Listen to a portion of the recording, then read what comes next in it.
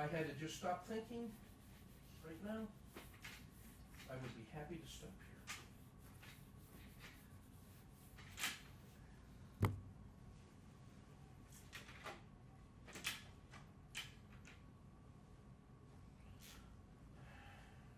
So the RL10, the RL, right?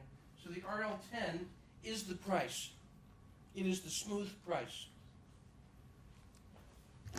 It is the color of blue. And we're talking daily bars? Any bar, any bar. Okay. What, 10-second bars? Monthly bars, doesn't matter. Okay. The RL10 is the smooth price. It is the price. Price is just noise around the real price, which is the RL10. That's how much price that is. The 30 is the current trend, right? 10 times 3 is 30. Purple. Greens, right? Times 3 is 90. Times 3 is 270. Imagine purple. I'm going to call it red because it's late. This is the fast pair. This is the slow pair. It turns out that the 30-90 relationship is the same as the 10-30, but on the next higher time frame. So if I'm trading 1-minute bars, and I wondered, let me go up and see what's happened on the 3-minute bar, the guy that's trying to crush my little P1 all the time, he wants to pile on and kill me. What's he seeing? Well, I could turn it into a 3-minute bar and then look at the 10-30, or I could just plot the 90. The 90 on a 1-minute is the same as the 30 on a 3-minute. So this is the next, that's his next higher time frames, 10-30. Check or hold. You see that?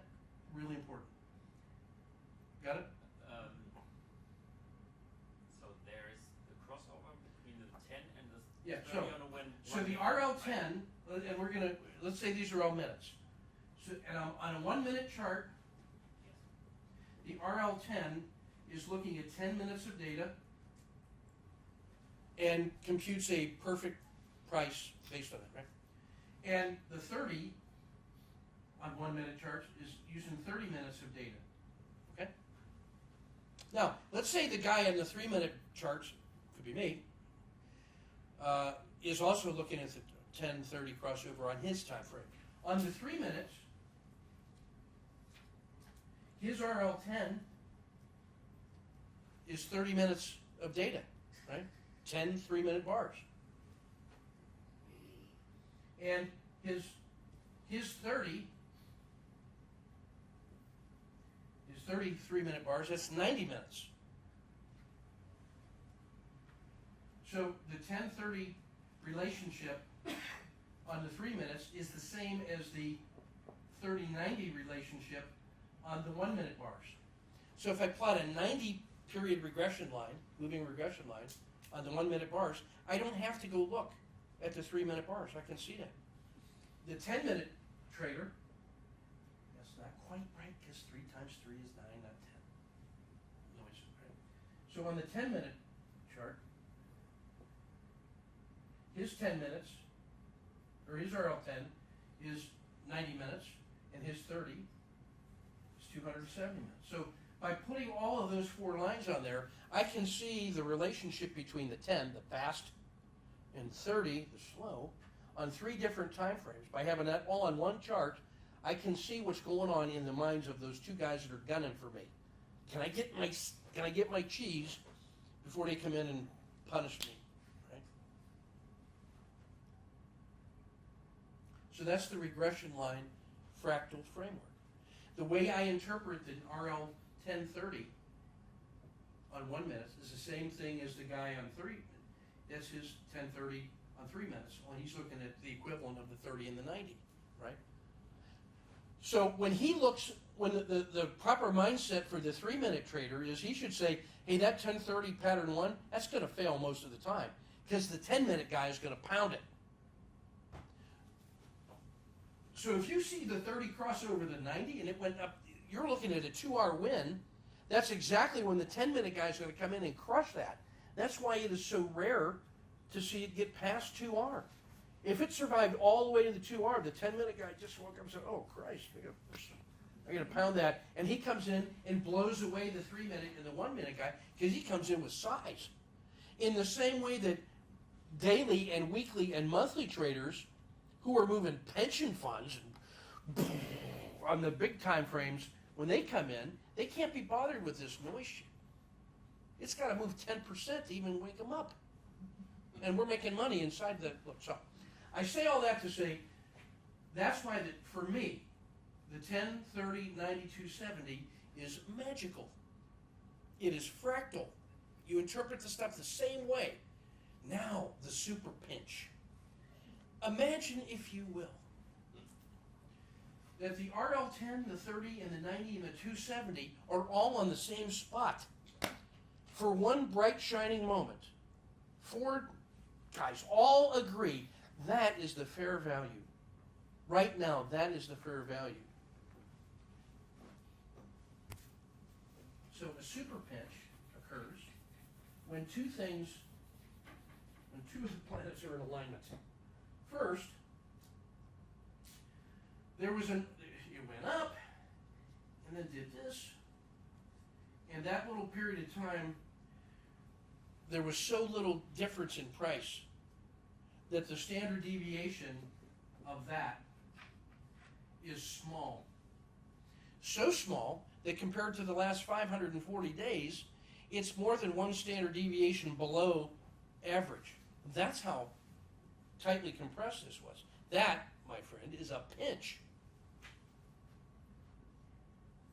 If you saw that standard deviation get so small over the last 30 days that it was extraordinarily narrow, I will guarantee you, because of math, that the Z3 lines are compressing. So by virtue of the fact that this is exceptionally pinched, it's pinched. That's the definition of it. Now, a super pinch occurs when inside the river, and the river, remember, is noise,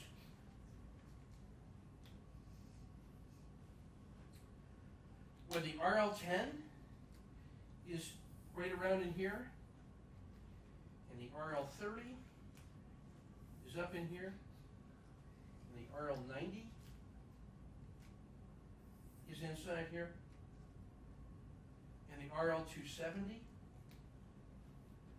Let's take one of those standard deviation boxes and bracket the the 30 period Bollinger Band mean. So they are within, when all of those regression lines are all inside one standard deviation of price at one moment, and that SD box is small, everybody agrees that is the fair value right now, and there's no disagreement. It's going to stay that way until it changes. You can quote me on that. And who's the first guy that moves? The RL10. The next thing that happens is this is the fair value. The next thing that happens is the RL10 goes, and the RL30 goes, and the 90 goes, and the 270 goes, and at some point in here, we have an unambiguous move on any time. It's just everything's when the 30 gets outside of the river, it's the beginning of trending behavior, and the unambiguous move is off. I don't know how far it can go. I know how far it went in the past, because now what I can do is find the last one to move is the RL270. That is the fair value of 2 time frames higher than me. So I can now measure the distance between the RL270 and the RL10, and when he starts to turn, somewhere in here there's a P1, but what I really care about long term is this.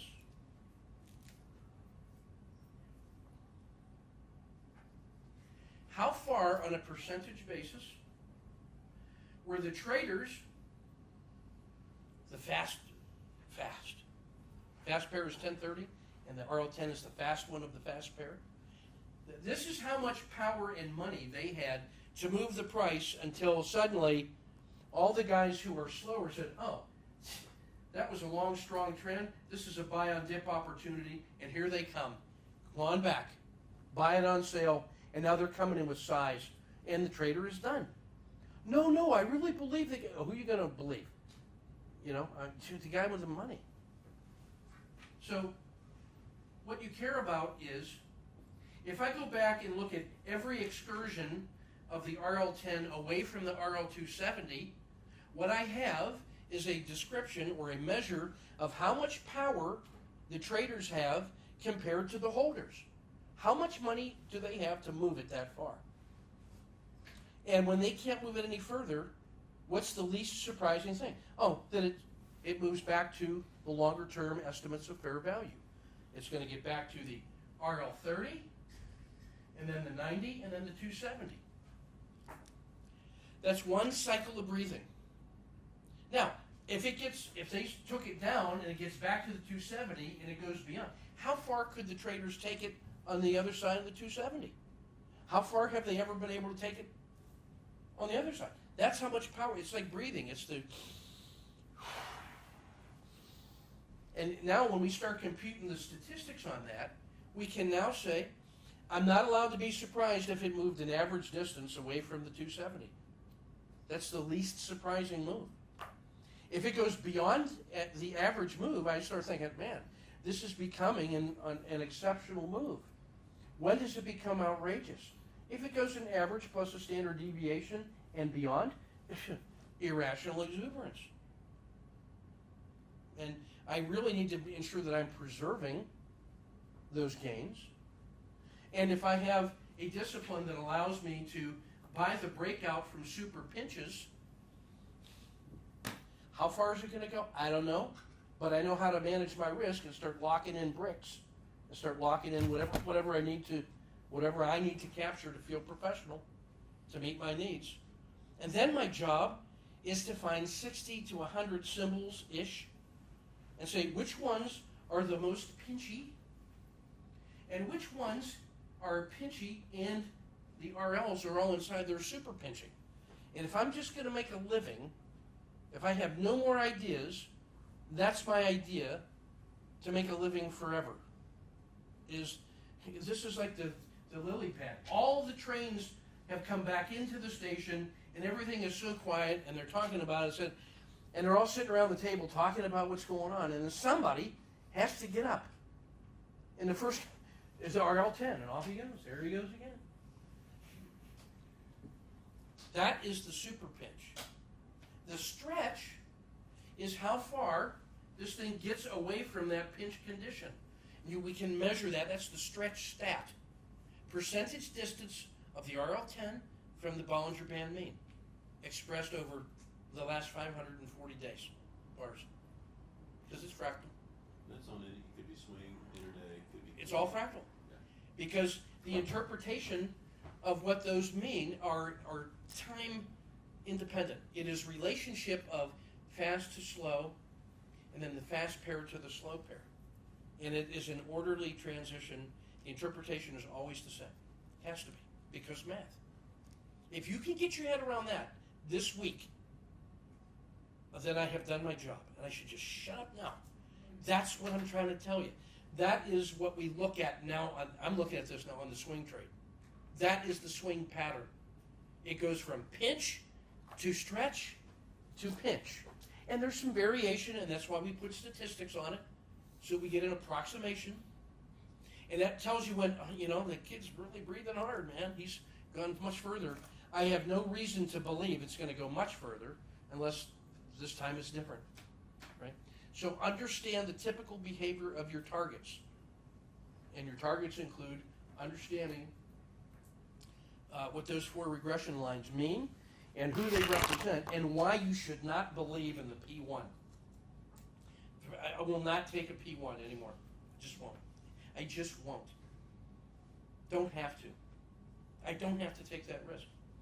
I can afford to, because if it fails, then my collapsing dragon is the one I want. That's the P1 failure. That's the trade I want. But what if it doesn't fail? What if it keeps going? Well, then it's going to owl me into it, and owl or P1 failure.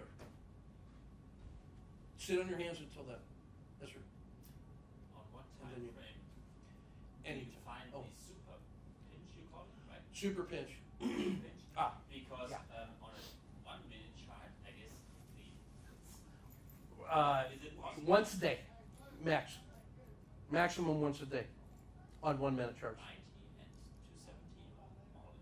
Yeah, well, if it happens, it can only happen once a day. Because it takes so long for those things to bend around and come back. And around 12 o'clock-ish, great big move, and now it's rolling back and everything, and it comes back in a bright, shiny moment. And you have to look back 540 minutes then? Yeah, Okay. 540 time frames.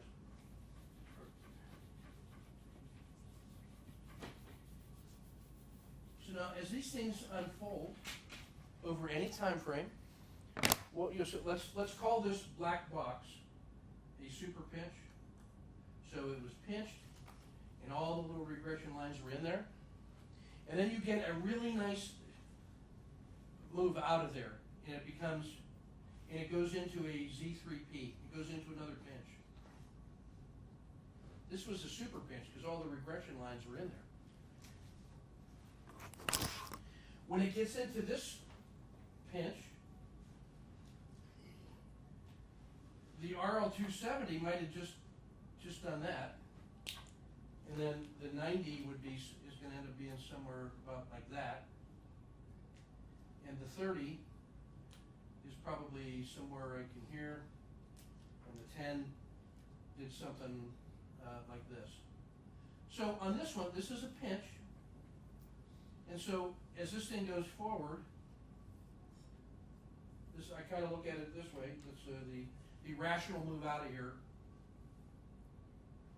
is going to be something like, well, this is maybe I buy this breakout and say, well, there's my expect. If it moved one big jump, it could go there. Then as this thing declines, the longer it takes to get there, the lower and lower it's going to be.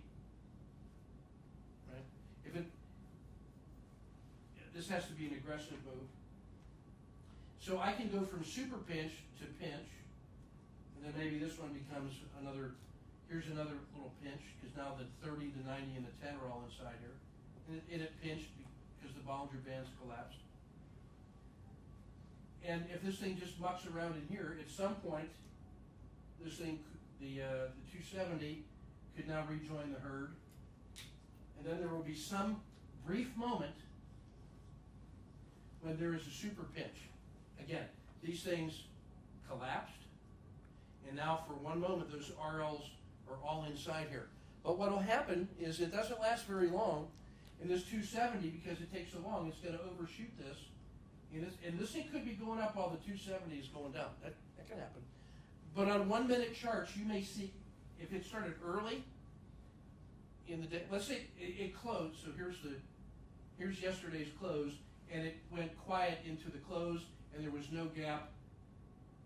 This could very easily be a super pinch, because you had so much sideways motion. It started off with a super pinch, and then you may get one later in the day. But you'll go from super pinch, pinch, pinch, super pinch. You might see one of those in a day on 1 minute charts. And when that happens, I am really paying attention. For your super pinch, Yep. standard deviation box, you're using the 30 period standard deviation? Intraday only, the frog box rules. When I'm day trading, the pinch box is the frog box all day long. What about On swing trading, it is the standard deviation of 30 days of price. Okay. That number also changes every day, Sure. but it's not the same as the frog box, Right. because on the swing trade, the daily pinch box is the SD of price of the last 30 days. And the frog box is the standard deviation of range of the last 30 days. right? So subtle but important difference. So this is called the daily pinch. What makes it a Z3 pinch intraday is that the Z3 lines are inside the frog box, just because that's the way the rule developed. You can see it. Those red lines compress, and now everything is so tight inside a frog box. Daily intraday Z3P. On swing charts, the Bollinger Bands are going to be all over. You will never, ever maybe see those Z3 lines inside the SD box. Never. So that's why the pinch is really this is defined as looking back 540 days. You find and you take the SD of price of the last 30 days, and it is now compared to this. We find max, min, average, and SD, and we say if this thing is, if this was the max and that was the min, and this is the average, it has to be down in this region, more than one standard deviation below average, meaning it is really a narrow river, essentially. This SD box is really compressed compared to the last 540 periods. All right, so the difference between day trading and swing trading. And I would just tell you that when you see a swing trade super pinch, as all those regression lines are in there, the next 2 weeks of day trading of that symbol is going to be enormously fun, very active. Because everybody's going to do something. Yeah. And if it doesn't go today, well, it's just going to get even pinchier. And at some point, somebody changes it. They're going to leave the table and say, well, I think it's that way. And nobody believes the RL10 guy. Young man, trader, shit, bullshit. If he goes so far, we're going to bring him back in. They're going to buy it on sale. And that's why we measure the distance from how far can the 10 get away from the 270. That tells you how much power the traders have to move things around oscillating. Long term, right, everything is a weighing machine. The long-term buy and holders look in fundamentals and say intrinsic value according to econometric models, say this is what it's worth now. When the variables change, we adjust our estimates and we act accordingly. So it's all driven by fundamentals over long periods of time.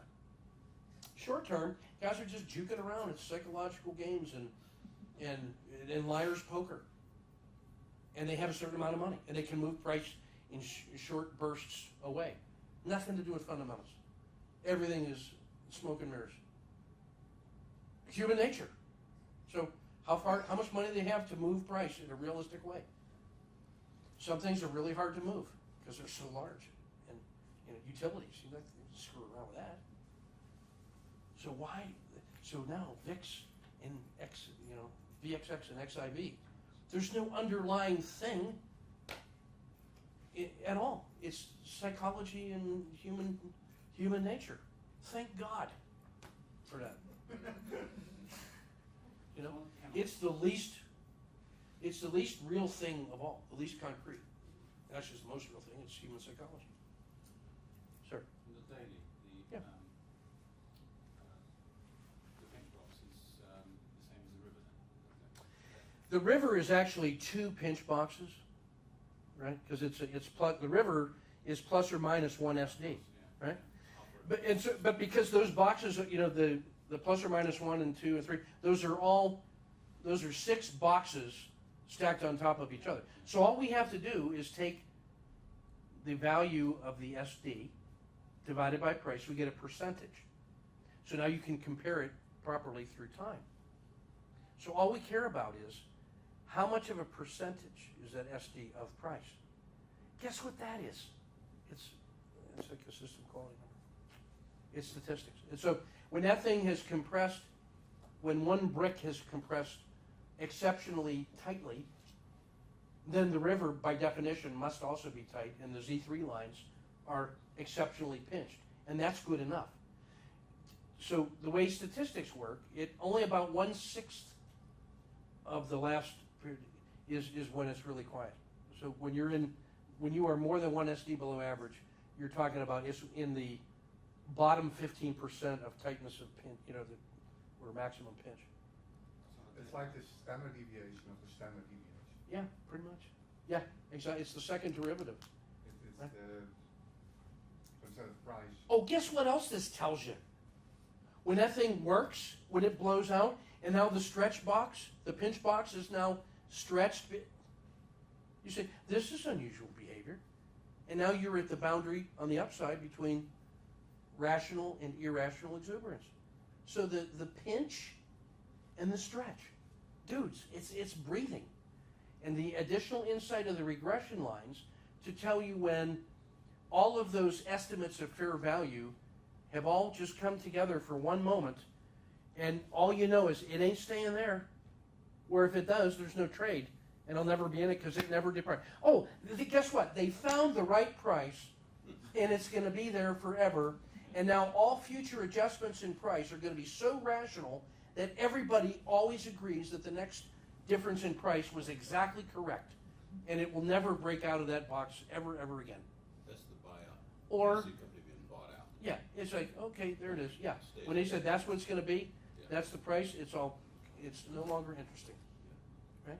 So, pinch and stretch, and the statistics of that. If you can get your head around that, and then understand the regression lines, what they mean, and when they all come together, and it's pinched, oh God, it is money sitting on the ground. And all you got to be careful is that General Lester said, 19 out of 20 times, okay, but who else is, where's that other guy? So don't go crazy. Just, When you're searching for targets, then you're using the, I'm sorry. when you're looking for targets Yeah. on a daily basis,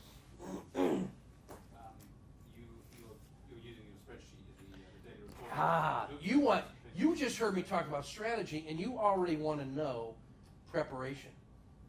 That's what you want to know. Fair enough. Fair enough. So how do I turn that into action?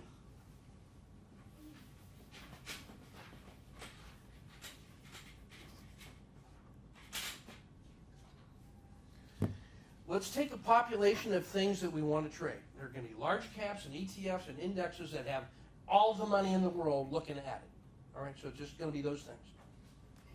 Herd behavior. So I'm going to take some stack of those things. Each and every one of them, let's just take the case of that thing right there. That one has people that follow it that are holders and guys that are traders, the 10, the 30, the 90, the 27, and there they go. And the traders have a certain amount of money, and the holders have a certain amount of money. And let's say that the ratio between the amount of money on the holding side is compared to the traders is 10 to 1. So the trader is 1/10 of sorry, and then the other guy pulls it back in. And then this one, it's 50 to 1. I would not be surprised if the amount of variation in if we did a time series on the standard deviation, it wouldn't surprise me if his standard deviation, this guy, was in a relatively tight band. And I'm going to make up a number. Let's say it varied. Sometimes it was between 1% and 2%, and it almost never gets outside of that band. Because there are so few traders compared to all the money that's tied into long-term positions. So as soon as it gets different, they arbitrage the crap out of that with massive utilities. Any anomaly, the business model is so well understood and so constrained and so regulated that any little deviation can immediately be seen as, pile on and arbitrage it away. You hammer it back into shape. This guy, let's say 10 to 1, he might go between 5 and 3, whatever that means, 5 and 3. So his oscillation could be large. So there's a lot more trading activity.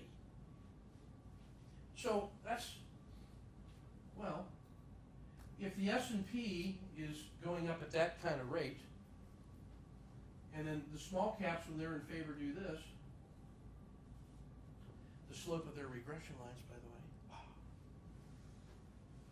way, the difference between there, that's alpha. Because that's beta, is the market.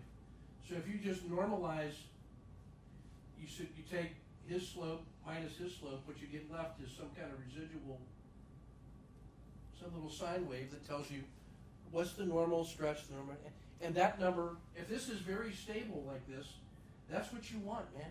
Because now you have a reliable signal of a certain frequency and amplitude. That thing goes through. Oh, commodities, business cycles, farm reports, all that shit, stuff. So the more tightly constrained the business model is that's underneath that, the less and less variation you have, the tighter. So what we want to do is we pick a bunch of things that are very liquid, and let's say that, hey, most of the time this one that's very tightly compressed, hey, once every 540 days, nobody saw that coming. Yeah, so when it happens, you should, as soon as it gets outside of its boundaries, you say, oh, that's really unusual behavior. That just broke the norm. Now, whatever happens, I'm really interested going this way, and it reverses, it's going to get back to its norm. So it may not happen all that much. So what we have to have in our stack of interesting symbols are things that are not so tightly correlated that they're all going up and down together on the same pulse. You got to have a mix of things. So what do? I take the Dow 30 and the ETF 30, I stack them, and I find, in terms of the pinch, I find the z-score of his pinch compared to himself. Which one, for his oscillation, is the pinchiest, just compared to himself? And so I get interested in the z-score. I rank them by z-score. So if there was something that was a z-score of positive 1.6, and this one was minus 0.8, the least pinchy, or how would I say that? This is the most unpinched. This was 3M the other day. That thing has just a, what produces a very high SD is 30 days of upward motion, because now you have the greatest difference between the price 30 days ago and the price today. And this, a directional powerful move like that creates the largest standard deviation because this distance is so great. The ones that are pure sideways for 30 days have the least amount, and so the amount of his pinch is going to be he's going to have a very low score, right? And so by using the z-score, by making it a function of his standard deviation, you now can compare this guy against that guy on their own merits. Well, for him, this is very pinchy. For that guy, that's not very pinchy. Hey, they're both 2%. Yeah, but on one of them, that's trivial, and the other one, that's enormous. So it's not the number 2%, it's the z-score. It tells you how unusual is that amount of pinch or stretch for that instrument, because that is describing the relationship between the holders and the traders who are associated with just that case, just that symbol. So if you pick your population correctly, there's always something that is super pinched and something that is always super stretched. Why do I love me some super stretch? Because that's an owl waiting to happen the other way. Because he can't sustain that much further. And when I get the orderly owl exit the other way, a super stretch becomes an owl reversion to the mean. A super pinch becomes a Z3P ready to break out. And if you start with the swing candidates, you now have 2 weeks worth of the day trading opportunity in that symbol once it makes its either breakout or reversion to the mean. You have a long, orderly series of daily trades back towards a measurable distance. What I have, when it's a super pinch, I have to take the statistics of the below average, average, and exceptional moves to say it could go that far. When it's already had the breakout, I can say, hey, the reversion back to the mean is a specifically known quantity, and I can use the RL90 and the 270 and the whatever as intermediate checkpoints along the way. And now I can frame that move very easily. So a super pinch leads to a directional move becomes an owl and reversion to the mean. If it doesn't come all the way back to the mean but does this, oh, I have a low, a higher low. There's my emerging dragon. The size of this is the size of that. It is just bread and butter. It is just basic geometry at that point. I'm done talking about that, all right? And Rachel praises. I got to get that into your head while you're tired, so you have a chance of sleeping on it. And what I want to say is that those two ideas, pinch and stretch, essential. Chain trading, essential. Fractal nature of these Bollinger Bands, the breathing and stretch. I'm telling you. Anticipation, super pinch. I anticipate this is not going to remain that way forever. Integration, all part of a rich, nutritious daily breakfast. Simplicity, pinch, stretch. That's all it is. And statistics is the guide because it's math. Those are the three things. Right? So in that book, you're going to see little flashcards and some of those ideas to capture the scribbles into a more structured form in little flashcards. It would not offend me if you decided, as you looked at those things at your leisure over the next 2, 3, 4, 5, 6 days or weeks or months, say, hey, some of those really resonate with me. Put them on a card, laminate them, keep them on a ring, and just, that, I'm supposed to do that. Oh yeah, hydraulics in the waveform, yeah. Oh yeah, the business cycle, what goes up must come down in the different stages of belief. The guy on the other side of the trade just waiting for me to lose my mind and act stupid. The guy I'm trying to be, disciplined trader. So I will call him. The market is responsible for 50% of the motion. 25% is the sector. 25% is the company. So there's what I think are the high payoff images, the ones I love, are in there as sketches in some cases, as charts, as things that are suitable for snapshots. Big one-pagers for the really big ideas like the chain trading. So let's just graze through that as we go along and as you're thinking about stuff. And those all become possible targets or topics for us to talk about and to engage with in the chat room and beyond, and as part of our ongoing sense-making of this stuff. So that's what all of that was really just to introduce you to what was in the book. So when I talk about the big ideas, the flashcards, concept sketches and all that, those are just, when you see some of those sketches, that should trigger some memory of what we just covered. So I didn't mean to keep you this long, but I'm not going to apologize for that.